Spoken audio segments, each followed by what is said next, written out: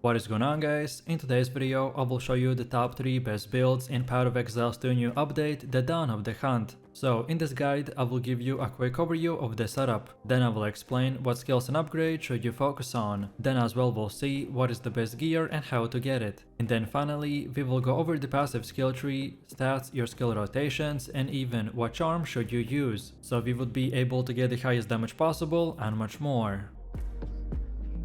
This setup revolves around players who like to keep things safe, but still do massive amounts of damage. You will be fast, flashy, and full of explosions, and here's how it works. We'll fire off glacial bolts that leave behind ice crystals, which then we blow up for massive amounts of damage. And if you want to automate this process for the endgame, then just use Cast on Freeze to trigger freezing mark instantly. That way your explosions will chain off like fireworks with zero downtime. In general, you can start this build as early as level 30 and use it all the way to the endgame, including the pinnacle bosses. And the best part about it is that no rare uniques are required, so this makes it perfect for solo self-found or pretty much any player who wishes to play a powerful build without a stash full of meta equipment. So let me show you the build, and for the main class we're going with a huntress and our ascendancy is Amazon. Then for the first skill we have Glacial Bolt with support gems like the Ice Bite, Scatter Shot, Cold Infusion, Primal Armament and Bullseye. Then second we got the Artillery Ballista with the Fire Infusion, Martial Tempo, Culling Strike, Rising Tempest and Blind Side. Next we got the Herald of Ice with the Reach, Magnified Effect, Cold Mastery and Execute.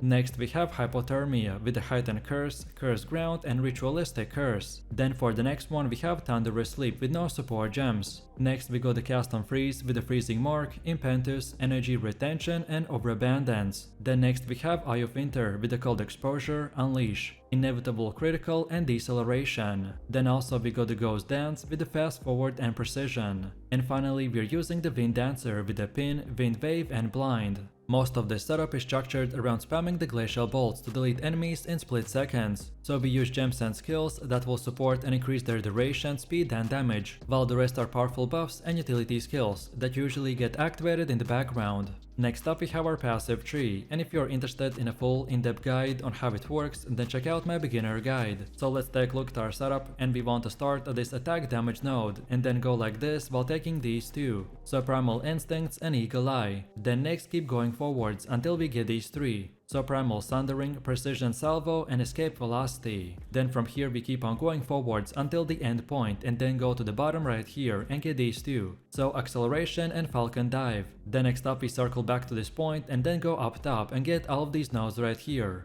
And finally from this point and onwards you can unlock the rest of the nodes in whatever order you prefer. All of these nodes that we got are very useful, but the ones I mentioned have the top priority, as they're the most important ones to acquire early on in the game to make our build functional, and then later on the priority won't really matter that much. And then now let's go all the way to the middle again, and for Ascendancy build this is what we have. So at the beginning you want to unlock the Critical Strike, which drastically increases your critical hit chance if you scale the accuracy like I've done for our gear. And to use this fully we need to stand near the enemy to not waste any of our accuracy. Then second we got Penetrate. This allows you to gain massive added physical damage from your weapon. This is a boost in damage but also makes it easier to find a high DPS weapon. Then next we get the Stalking Panther, which drastically increases your evasion rating, so make sure to use an Energy Shield body armor to gain more defenses while avoiding this node's downside. And finally we got Predatory Instincts that adds even more boss damage. This helps massively on extremely hard encounters like the pinnacle bosses, but also saves you time on map bosses and rare targets.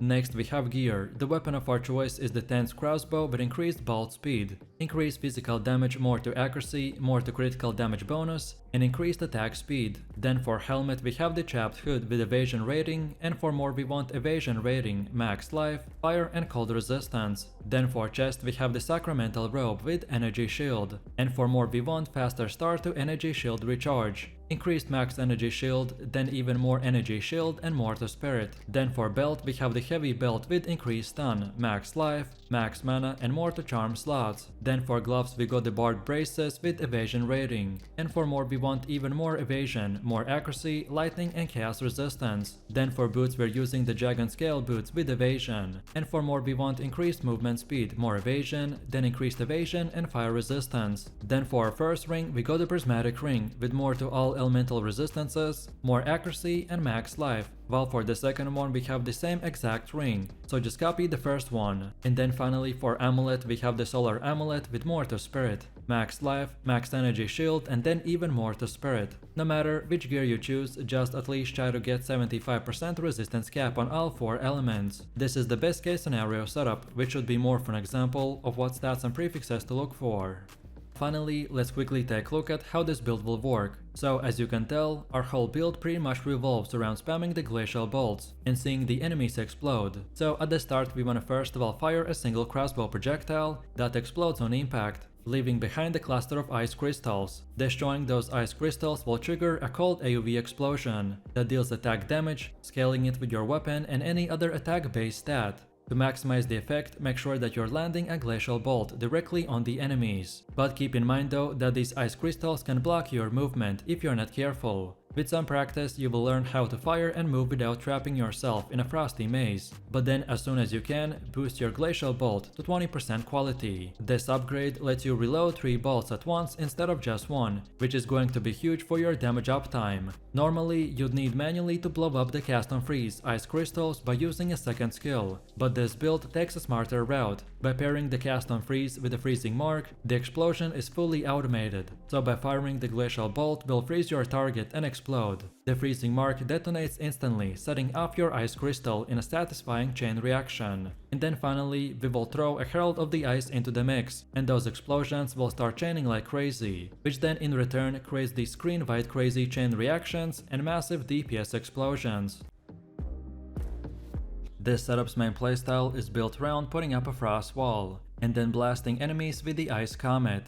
And as the cold penetration and cold exposure is incredibly OP in the endgame, so this build works amazing on big groups of enemies, where we simply use 2 skill combo and cover our entire screen with the frost projectiles that explode and do massive amounts of damage. On top of this, we are going to be using nodes like Now and Again, Footprint in the Sand, and many more to completely reset our cooldowns, so we can basically spam our frost walls and speed farm through every single content in the game.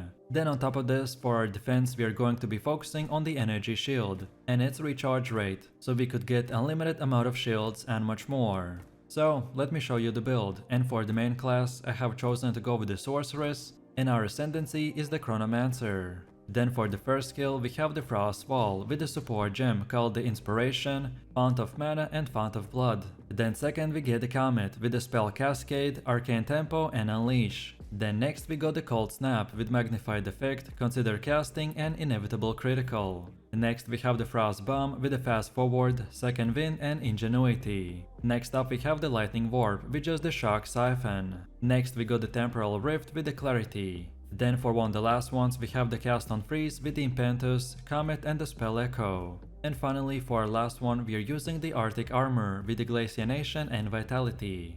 Most of this setup is structured around using the Frost Wall and the Comet to delete enemies in seconds, so we use gems and skills that will support and increase their size and damage, while the rest are powerful buffs and utility skills that usually get activated in the background.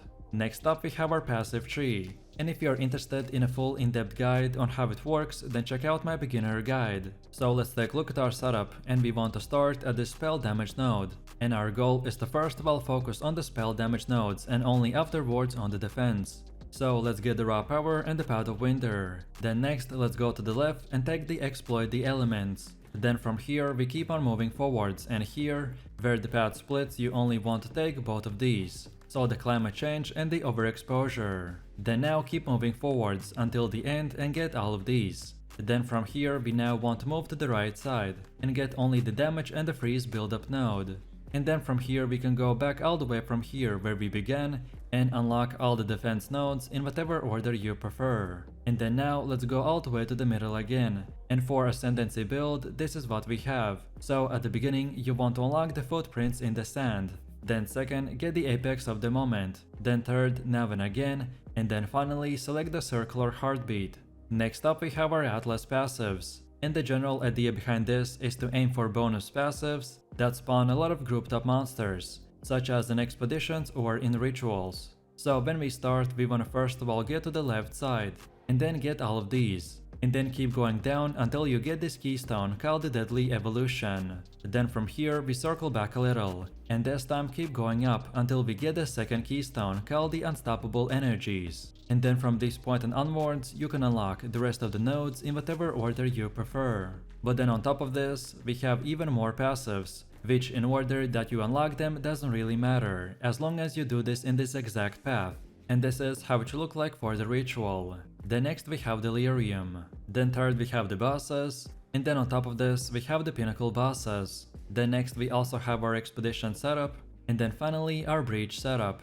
Next we have our gear. The weapon of our choice is the attuned wand with the mana drain. And for the bonus stats we want extra lightning damage, increased spell damage, max mana, intelligence, and more levels to all cold spells. Also, we got an offhand called the Advanced Woven Focus with the Energy Shield, and for more we want increased cold damage, max Energy Shield, intelligence, and increased critical hit chance. Then for the helmet we have the Advanced Feather Tiara with the Energy Shield, and for more we want max life, accuracy, cold and fire resistance. Then for chest we have the Advanced Altar Robe with the Energy Shield, and for bonus stats we are using the max life, more spirit, life regen per second, and chaos resistance. Then for belt we have the fine belt with the faster flask charges per second, and for more we want max life, max energy shield, cold resistance, and fire resistance. Then for gloves we got the advanced interested gloves with the energy shield, and for more we want max energy shield, max life, and lightning resistance. Then for boots we're using the advanced feather sandals with the energy shield, and for more we want increased movement speed, max life, fire, and lightning resistance. Then for our first ring we got the sapphire ring with the cold resistance, and for more we want adds to lightning damage, evasion, and increased mana regen. While on the second one we have the topaz ring with the lightning resistance, and for more we want increased cast speed and life regen per second. And then finally for the amulet we got the lapis amulet with the intelligence, and for more we want accuracy, max mana, more spirit, and chaos resistance.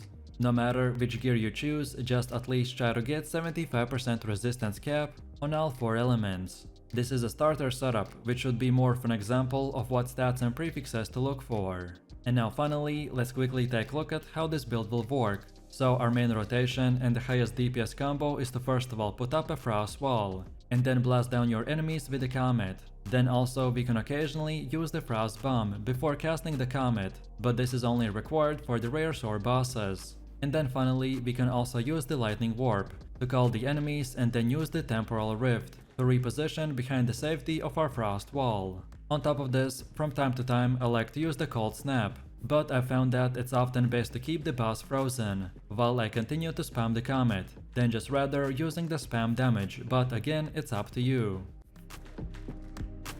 This setup is structured around using Contagion in combination with other chaos skills that will curse and explode enemies in very wide area. Overall, our main spammable skills have quite high mana cost to make it efficient, and that's why we are going to be using a wand like the Life Spring, which leeches percentage of max life when you cast spells. And on top of this, we can also use Asterisk Accuracy Gloves to get instant leech from our critical hits, so then this combination would completely remove the mana from equation, and give us the ability to infinitely spam chaos skills and do massive amounts of damage, without worrying about anything. The main gameplay idea behind our setup is to one-shot most enemies, and as they will die, they will continuously replenish our life and energy shield. However, for bosses we will need to be careful, as not getting stun-locked is our main priority, and that's why we will use a specific setup, such as putting the spare in our multiple skill slot and much more.